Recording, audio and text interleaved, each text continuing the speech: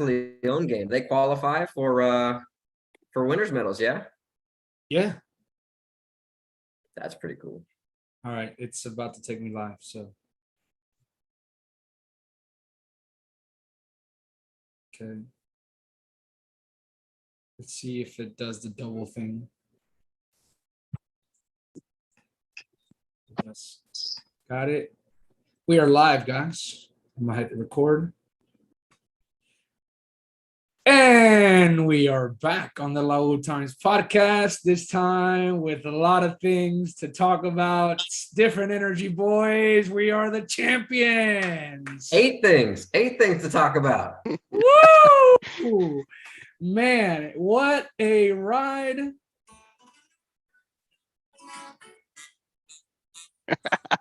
You gonna play the song? Oh man.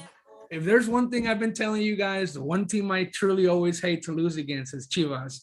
So to me, this has a lot of special moments in my heart because I absolutely hate that team. So what up, everybody? Sean, Dennis, Edgar, Lou, Josue. How we feeling today, boys? We'll start out with you, Sean. Top notch, man. Can't do better than champions. Absolutely. Dennis, checking in from the Fort Worth area. It's still surreal. It hasn't fully sunk in yet. Edgar, Double Nation, all the way from Dallas, champion, sir. It is a great feeling, and I hope it never ends. Doing good. Josue here in the H with me. How we doing? Wearing that Nahuel jersey. Good, man. Just like everyone, it's still a little unbelievable with the route that we took, but I'll take it. I'm happy. And lastly, our boy Lou, all the way from Austin. How we doing, Tigres English? Man, I'm still riding that wave, man. I'm super happy we got another one. Tigres Femenil let me down, but Tigres came through, so I'm happy. Yeah. What a moment, guys. I mean, not too long ago, we were all, ranting about who was leaving and actually, who was actually going to stay. We didn't see really a way to make it into the Liga MX final. We talked about so much about going the CONCACAF route, but, our team pulled through, a lot of heart, a lot of championship pedigree, a lot of winning mentality on that field. So first leg 0-0, but the second leg at Guadalajara, it started off very tough. How are we feeling, Lou, 20 minutes into the game and giving up 2 early goals? Well, obviously it's not ideal, but I felt like it was a mirror image of the first game during the regular season. It was, if you recall the regular season game, we gave up a set piece corner kick goal that was very poorly defended. And then it was a golazo from the right wing, except the first time it was Cisneros and this time it was El Piojo Alvarado. But it was the exact same thing. And in the regular season, we fought back, but we didn't get it done. And I just felt like the guys learned a ton this season. They matured, they got their confidence back, and I knew they were going to make a comeback. Just the stats alone were telling me we had it. We could do it. Their average XG was at 0.69. So to me, Chivas was fortunate that we allowed mistakes, that they scored early. But I felt like we had a comeback in us. To me, like every time we win something special like this, I go back and look at the history, and obviously we have awesome history from mid 70s to the middle of the 80s, and then 2011. But to me, one of the most important moments for this team has been 2015.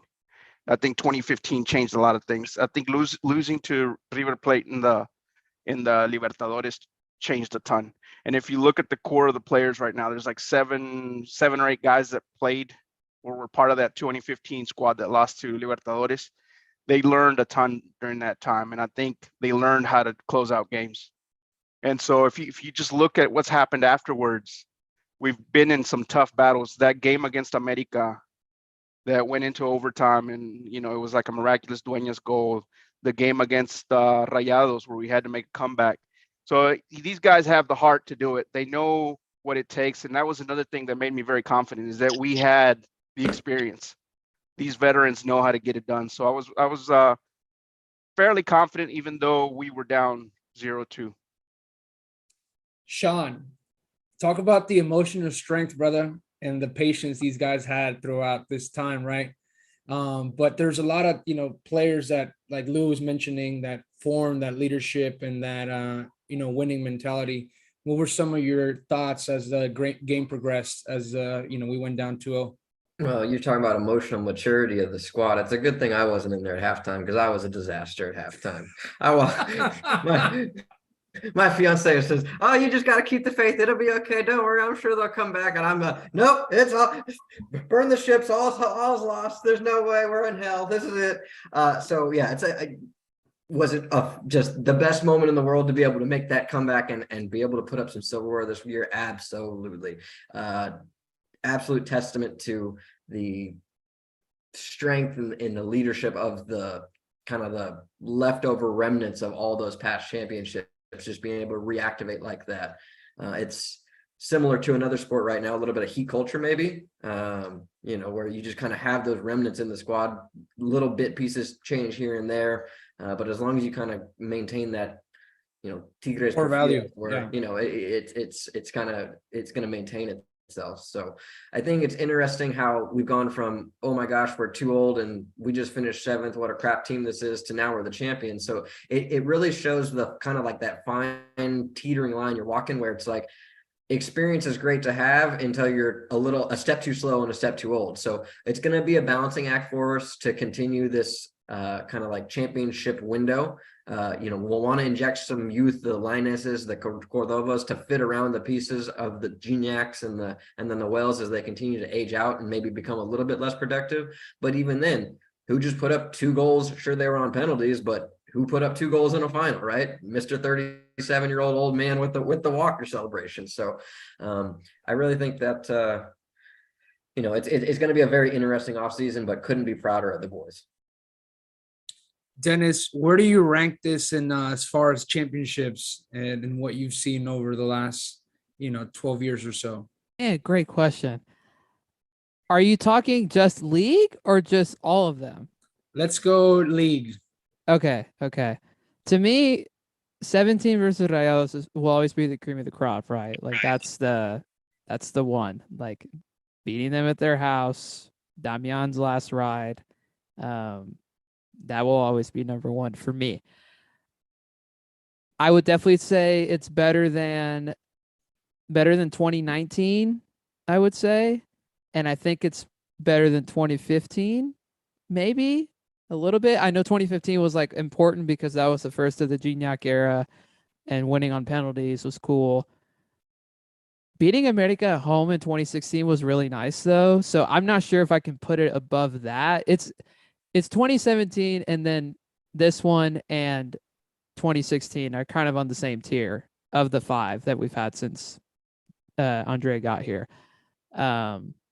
Because of the resilience of the team, because of the unexpected nature. Like this wasn't supposed to happen.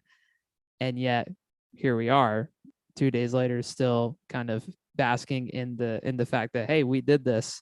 And there was a lot of joy. For me, at least, I mean, everybody had a lot of joy, but there was a lot of joy associated with it. And more of a joy that was genuine. It was like a surprising joy as opposed to like a relief, because it wasn't like relieving in a lot of ways that we were like expected to be there. We weren't expected to be there.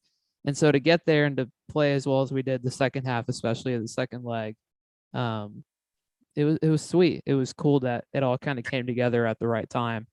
And like I voice chatted in our group thread on Sunday night, I mean, I was literally crying on the highway because I wasn't like at my house watching the game like the last little bit. Like I was on my way back home from something. And so I was literally like 5 minutes away in the middle of the highway, like bawling my eyes out in tears of joy, obviously, over what just happened. Like, oh my God, like what is happening? This is great. So, but yeah, I would say it's on the same level as 2016, but not above 2017.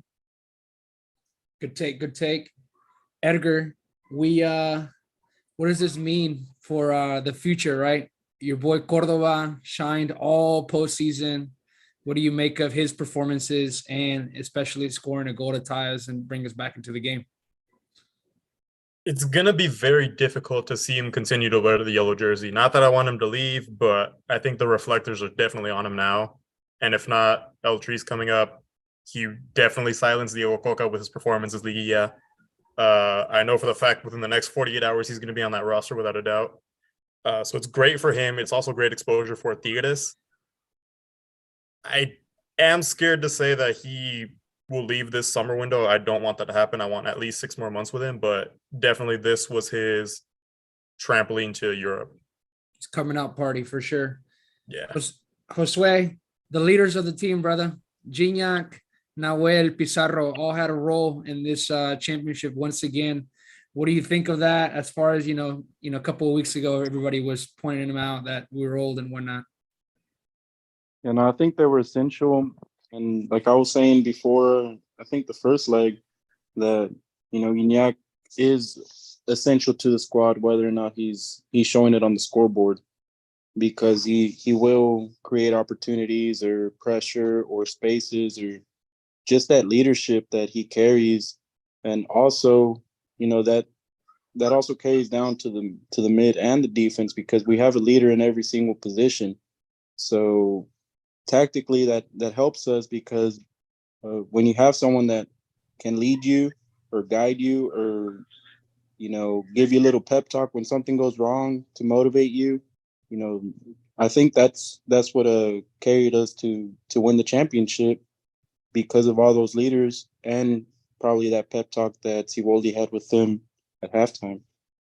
And just like reflecting on the game itself, like looking at the players that also had a big moment, or they had moments in the game, like Vigon's a leader, Samir Caetano is a leader, Carioca is a leader, even Cordova stepped up in his own way to lead the team, maybe not with so much presence, but his performances. So I think that was kind of what I overall got from the squad as we went throughout the Liguilla, is that everybody bought into the winning mentality, locked in. Even Diego Lainez in the second game, he was more participative on defense than he normally was. So I think that moving forward, the players understand that there's still a lot more to give, even though they're aging and we've seen them age as winners. Lou, talk to me about the tactical, switch. We went from playing the first half after we went down to the second half. He brings in Nico Lopez. He brings in Fernando Gorriaran. And, we end up having Luis Quiñones as a wing back on the left side and Aquino on the right side, and then ending the game with Nando as a right back. Yeah, Siboldi, that's one thing that he was just fantastic all postseason with his substitutions. That one thing we complained a lot with Chima is that he was too conservative with his subs, and he often didn't want to change the way players played on the pitch. That he stuck with the players at their positions, and Siboldi has shown that he's willing to play people anywhere. Osorio is known as rotaciones. Siboldi might not be too far. I mean, he's willing to kind of push the boundaries of where players play, and his substitutions were on point for the Chivas game. I mean, the energy that we got from Diente Lopez, from Gorriaran, the way he freshened up the midfield by using Bigon and Gorriaran, giving them just the right amount of minutes so they could play full out, all out for 45, 50 minutes, and then bring in another guy that can do that same thing was awesome. The way he allowed Carioca to kind of just quarterback the entire thing. In the past, there's always been complaints that Pizarro and Carioca don't work too well together. They kind of tend to hold things up. Well, dropping Pizarro down as a center back kind of changed that dynamic completely. And so I was just amazed at what he was doing. A lot of people were saying, "Oh, you got to pull Gignac in the second half. He's not doing anything. He doesn't look good out there." But he stuck with him, and it was important that he stuck with him, because who else can take a PK like Gignac can? In that moment, you need a guy like Gignac, and so he stuck with him, even though a lot of us could sense that Gignac wasn't at his best. But he was able to kind of work things around so it would all work together. And I think just having that spark off the bench constantly was one of the things that really helped us, especially against a young Chivas squad. Yeah, and that's the thing about Gignac though. It's like he's not gonna be scoring and having those he's gonna continue to miss. He's gonna be finding a way to score, and he might make them, he might not. But the thing that he's very important to is the creation of the game, because his technical ability, he can drop to the left side of the wing. And even when Ibanez came in, Ibanez became the focal point in the air to drop down balls and allow us to create. So that was something that I was really proud of Nico Ibanez, especially everything that he's gone through, and the amount of money that he's cost us, and having been a champion, a scoring champ, and then to come here and not be a regular player. I think that he sucked it up, and in the final, it was all, like I said, locked in, and whatever it takes to win the game, everybody was in it. And I think it's going to be a natural progression where Gignac is going to start seeing less minutes. And I think we saw a little bit of it this Liguilla with his performances. And we're just going to see how, we start off to begin with. Sean, you got something to add? Go ahead. I was just going to say, just to kind of add to what you were saying, his versatility, being able to move to the wing, drawing center backs out, defenders out is important. Another thing that was really important is to be able to play as a poste, as they say in Spanish, or like in the NBA, that post up man where, they chip the ball into him. He's able to hold it because he's such a big guy, big, strong dude. He's able to hold the ball and then distribute from there. And so even when he's not scoring, he's able to kind of give you that extra dimension that smaller, weaker guys can't do. Absolutely. Sean, you were going to add something, bro? Yeah, I like to think of it too a little bit to Dennis's point of ranking the titles in a little bit of a historical context of just thinking like since they've gone to the short format in the 96 switch, as opposed to like the big long season, full season points, we're now tied for second with the most titles. I mean, who's that, Pachuca or Toluca? That holds Toluca and Pachuca both have 7, and then us and Santos have 6. And so, as somebody who's not grown up in the, full Mexican immersion culture and kind of comes to this as a later love, it's interesting to hear such description of, the big four, and to kind of view Monterrey as such a big, scary traditional rival because they are the crosstown rival. But when you actually look at the numbers, it's Lou's favorite thing. If you look at the stats, they don't lie, man.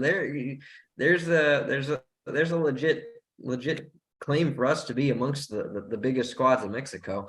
And I also point to, this is now 3 finals in a row that we've won, right? So if you guys know about me, I'm a big Jayhawk fan. All they do is go to the title game and lose seemingly, except for this last one. So it's better to be on the winning end of those big potential heartbreak situations than the opposite end. So I just kind of hope that as we continue to make final appearances, we can keep this run of victories going, because it's it's better to feel like this than feeling the other way. Dude, and the 6, how important is the 6 number? 6 titles, 1 outside. The second leg. I mean, it's so ironic based on the idea that we've always been, Volcan is just such a tough place to play at, and usually we would probably close out games there, but we've closed out 6 finals on the road, which I think it's amazing, and having to come back home and celebrate. So wanted to point that out.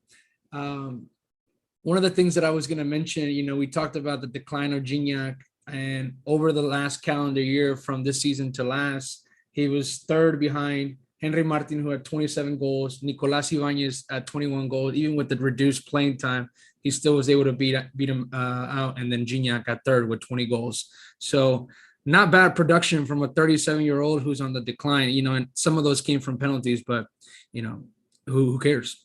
Go ahead, Dennis. I just wanted to add to the earlier point about positioning and tactics and stuff. It's very much total football in a lot of ways, like the old Dutch thing. Johan Cruyff. Yes, thank you.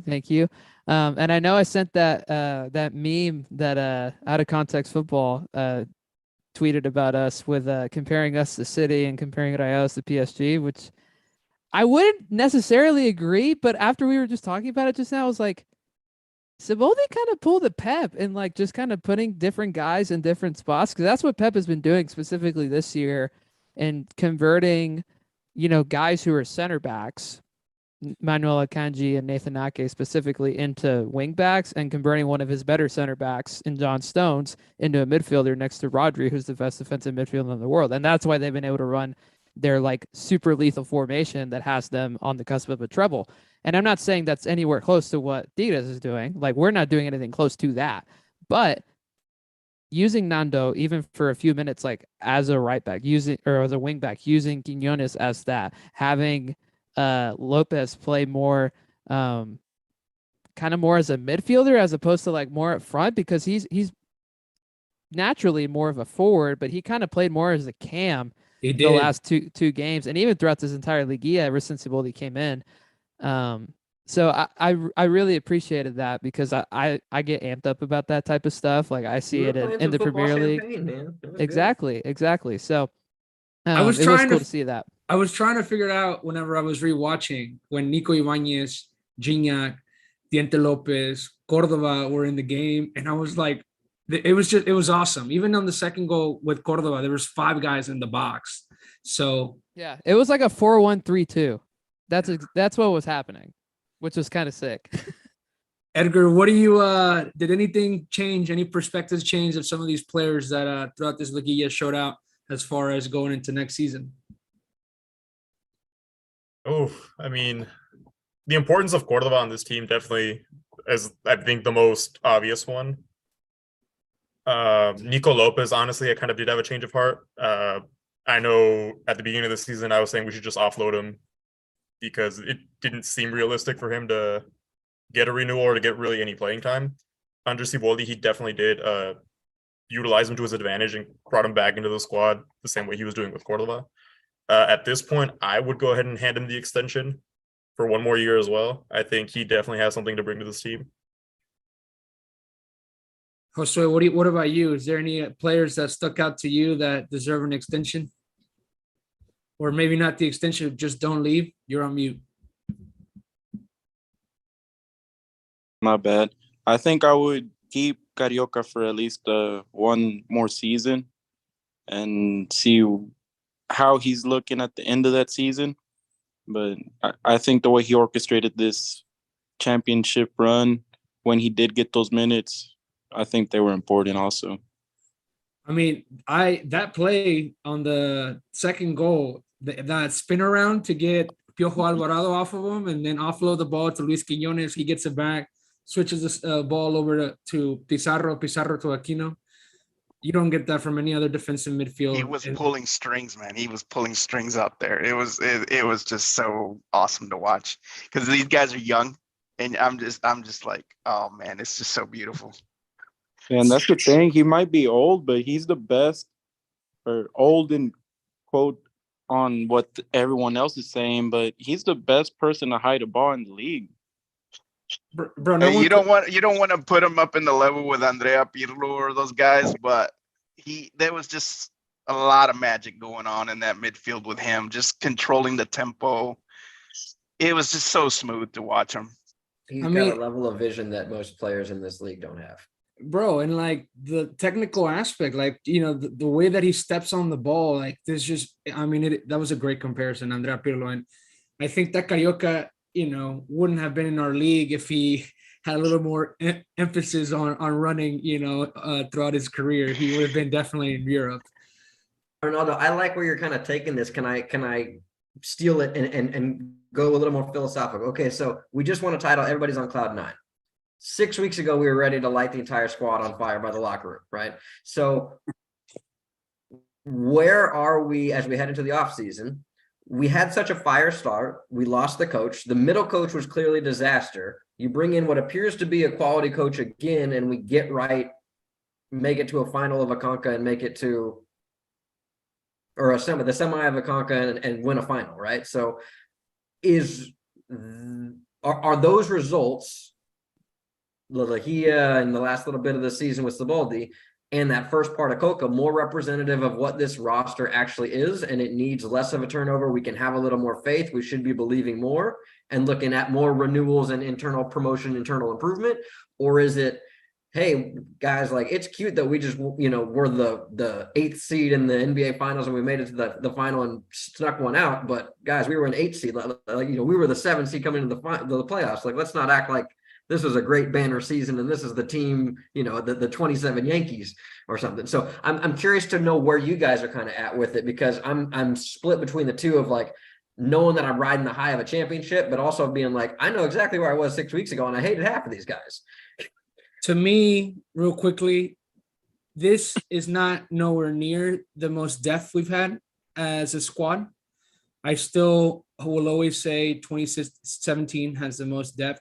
And even like early, like 2016, 2017, when we had Advíncula, Ivan Estrada, Chaca Rodriguez, and Piloto Jimenez as our right backs in that same season, which then it transitioned to the 2017, and then Advíncula left and Ivan Estrada retired, and then, or he might not even gotten more playing time. We had Lucas Larayan, Chuco Sosa, Andy Delort, Gignac, Jürgen Damm, Aquino, Carioca, Pizarro, Juninho, Hugo Ayala, Torres Nilo, all sorts of depth. I don't think we're nowhere near there, but I think this has been the squad, at least under Siboldi, that has been utilized to its most of its advantage, because Tuca didn't rotate that many players out. Chima rotated players out, but not really with the intent of using a full squad. We saw Siboldi use Fierro in very tough times against Rayados. We saw Ordóñez come in, who is now someone that we can look towards the future and maybe develop. So I think that this squad under Siboldi and now under this new breath of fresh winning mentality and leadership that Siboldi brings to the table, I think that the squad can be utilized in a greater way with some additions, obviously, to allow Siboldi to implement his actual style of play. So that's just we're still very much riding this emotion. We're still on a high very much, and so a lot of it is still emotions talking. But I just have this confidence that Siboldi, with an off season, being able to implement his changes, I think it's going to make the squad look a lot better. To me, there's only like 3 or 4 guys that really need to go. Oh, give me to me. Ortega, the goalkeeper, Please. Eduardo Tercero, Igor Lichnowsky, and then Fulgencio and Loroña. Take your pick, offload one of them. It just seems like they're not going to get it. The way Fulgencio was used in the postseason, it just seems like he might not have a shot next season. So, you're talking four guys there, and then potentially bring in 2 or 3. And Linus getting more form is going to be the natural sub off the bench as the winger. So that would definitely leave Fulgencio out. I'm with you. I think those 4, I would still give Vladimir Loroña a shot just because he was hurt a lot and he's young.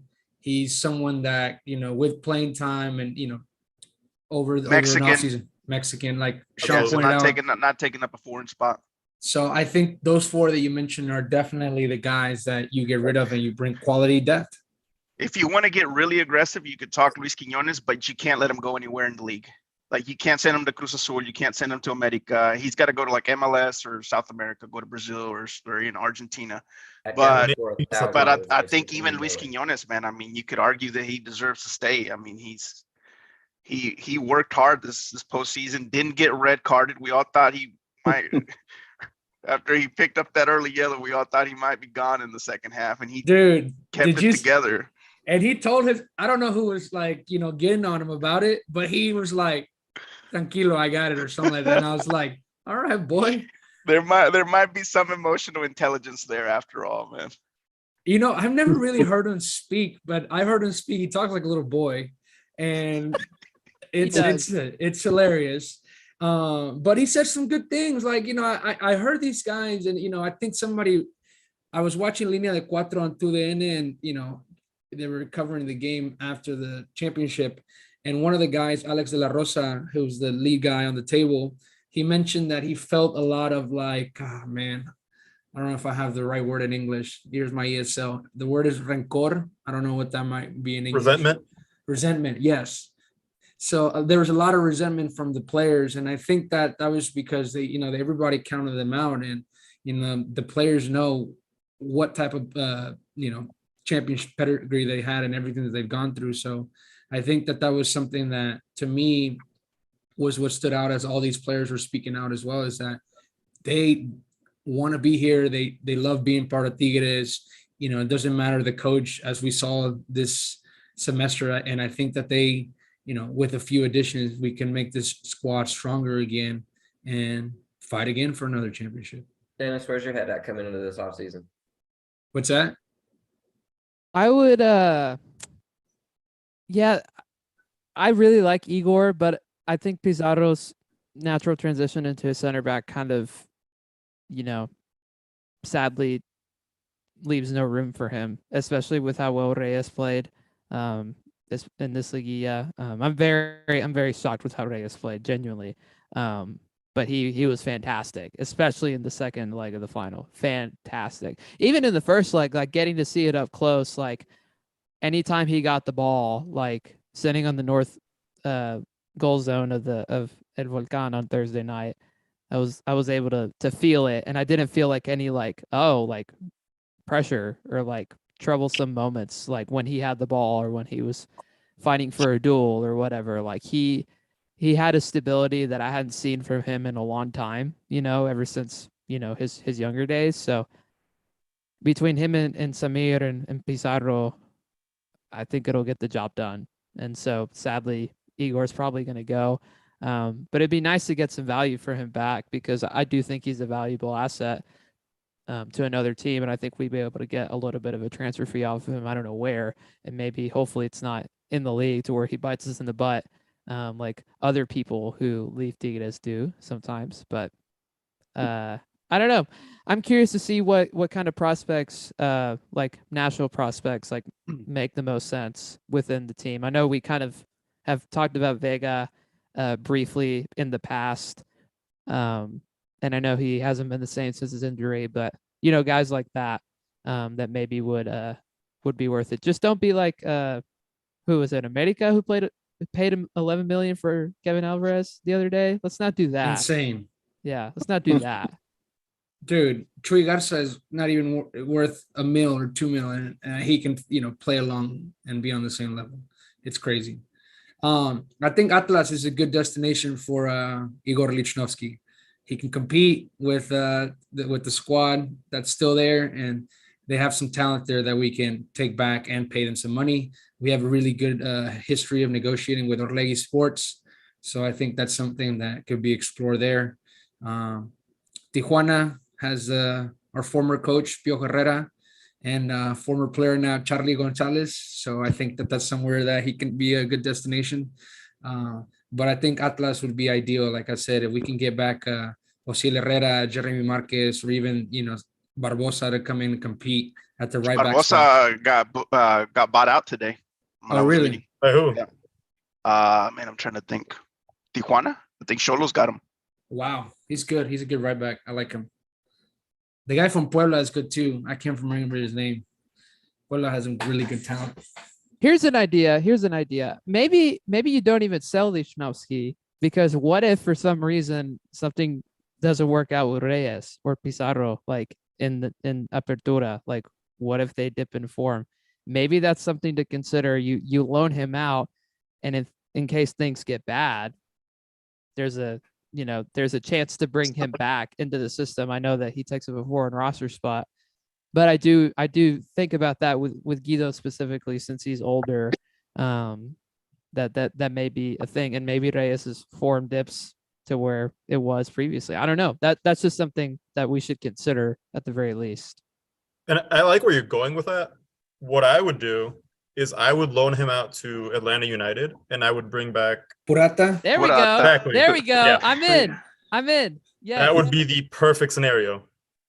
Purata has to come in and be a starter, though. He's not going to want to come back for no playing time. That's a good point. But Which all leads to my big surprise. You play Guido at right back. I'm tired of watching Chuy Garza and tiny Javier Aquino on the back line get out-muscled by people. I want somebody big and muscly that I know can hold out there, play some nice possession on the wing. He's got quick enough feet still to move around. Everybody's bagging him because he's old. No. He just solidified the entire back line of a championship winning team. He can play on the right or in the middle. He's your ultimate new Swiss Army knife defender. Sean, I hate to tell you this, brother, but you're on crack. see. We'll see. Look who's. Hey, I said it 2 years ago, and now look who's playing on the back line, and everybody's throwing parties about it. I think he just sees the bald head. I think you just see the bald head, and you're getting a little bit nostalgic. That's it. I Chaka. miss Chaka. I need a bald-headed right back that's muscly. All right, that'll go forward for me. It's what I'm missing in my life. Oh man. Hey, with Yeah. Siboldi doing the rotaciones, you might get your wish one day, man. Yeah, if he's going to do that, he needs to look at tape at Dumfries over at Inter Milan and just I like study him. his game. You know what I mean? Yeah, I like Dumfries. He's a good player. Well, fellas, anything else to add? I just want to say I really enjoyed the atmosphere on Thursday night, getting to be there. Listener, I did end up getting tickets. Surprise, surprise. And it was great. I got to go with my abuelo, who I love dearly. He's almost 88, but he really enjoyed himself. He was so chill during the game. Like, we got there 2 hours early, and he was just kind of basking in everything. And then during the game, he didn't say much. He was just kind of nodding his head or kind of shaking his head.